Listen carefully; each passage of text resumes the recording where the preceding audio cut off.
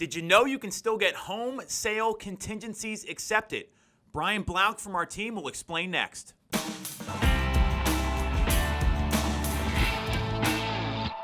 definitely going to want to watch this one.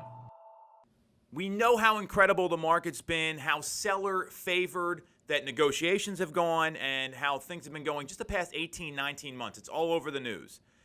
Here's something you may not know, and that's why I wanted to have Brian on the show. So during the past week, he got a home sale contingency accepted. Not your normal way you'd think about it, but we wanted to explain this to people so they know their options going in. So do you want to brief everyone on the situation, Brian? Yeah, so I have clients that were getting ready to list their house, and they're getting nervous because they don't know where they're going to go, right? So it's a challenge for most people that are getting ready to sell their house. What's the next step? Where are we going to land? Mm-hmm. So we had some difficulty getting sale and settlement contingencies accepted. We put a couple offers in. No contingencies is best. Of course, yeah. That's the market currently that we're in today. So getting one accepted was definitely a challenge for sure. So we needed to kind of rethink our strategy a little bit. And we looked at options with other types of, there's multiple sale and settlement contingencies that you could choose from. The one that we picked was one that had a kick-out clause. That allowed us to at least get the home under contract. We locked the home in, but it allows the seller to continue to show the property.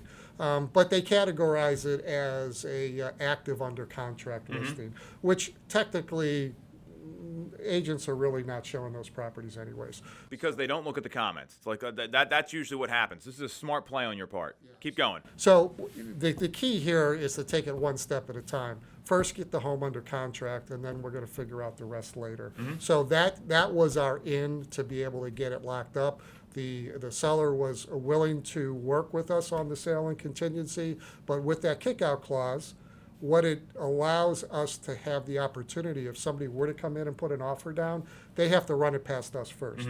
That gives us an opportunity to either match that offer or better the offer. So it still keeps us in the game and allows us to get it under contract, which is what we needed to do because we were getting ready to list her house and she didn't have a place to go. Sure, and like every seller's going through this right now. They're stressed. They're nervous about where do I go? This is the biggest question that we get today. And what's important here, and I got a couple follow-ups for you, is knowing the contract and understanding the options, because a lot of agents don't take the time to do that. And if you're looking for an agent or you're in this situation, it is so critical you find someone who knows what to do and what the options are. That's number one. Now, I know you also identified the right property to get this kind of contingency accepted. So why don't you talk a little bit about that? Because having a strategy and being the knowledge broker in these situations is equally important. Yeah, so we went after homes that were being sold by a seller, so another party. And that's where we were struggling with getting those accepted. And my client did like new construction from the beginning. We were looking at that when we first started. So this new construction home came onto the market. It was just about built. It was already drywalled, and it's going to be ready by the end of November, which would be ideal for us to get her home sold. So timing of that was great. So we needed to really work with the builder, and the builder was still hesitant with that sale and contingency settlement.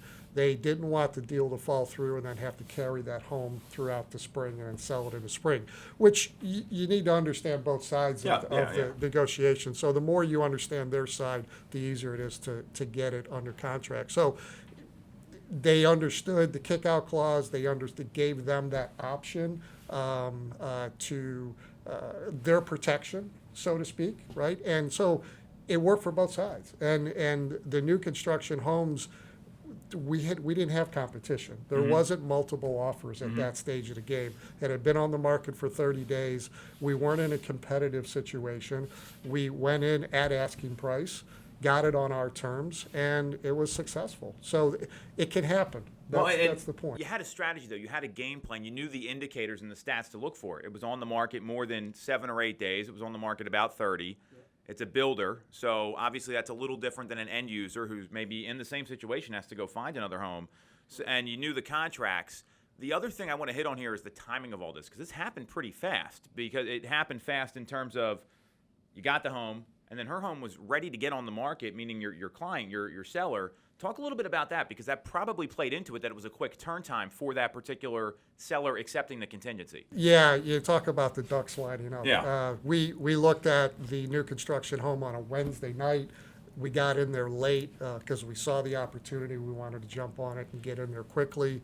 I immediately started dialogue all throughout Thursday with the listing agent that was handling it, and we were ready to put her home on the market Friday morning. I mean, it was going live, Yes. and she didn't have a place to go.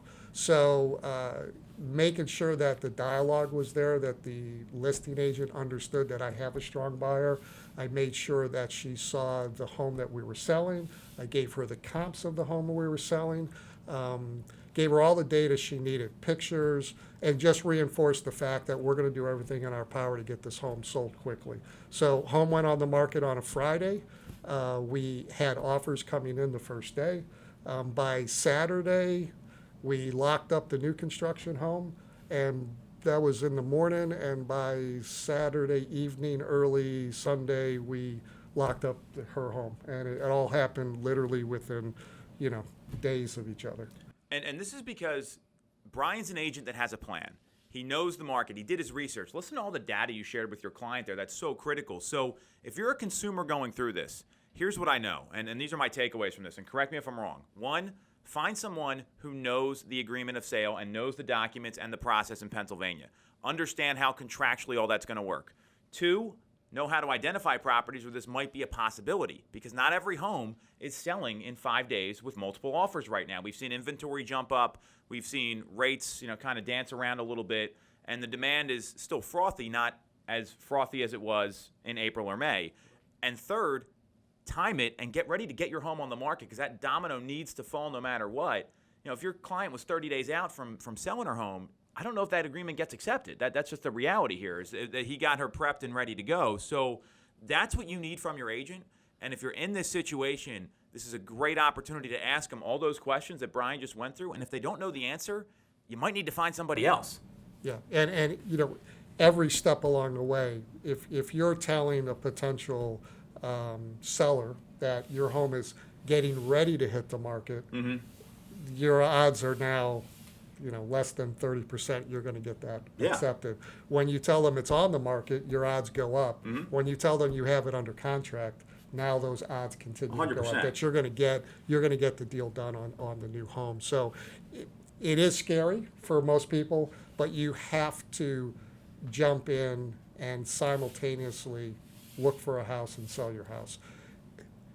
I always tell my clients it's going to work out. And it's nerve-wracking for them, but it's going to work out. You just have to put the effort in to get it done, and it gets done.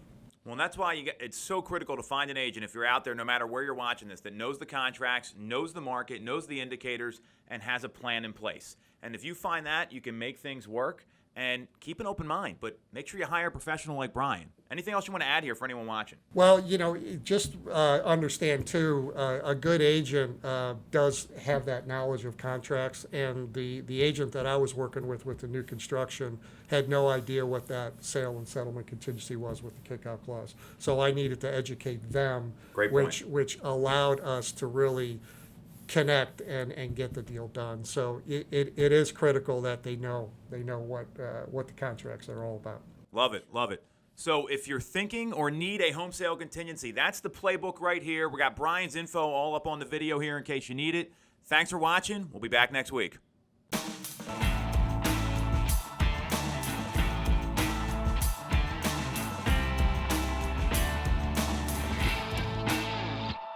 definitely going to want to watch this one.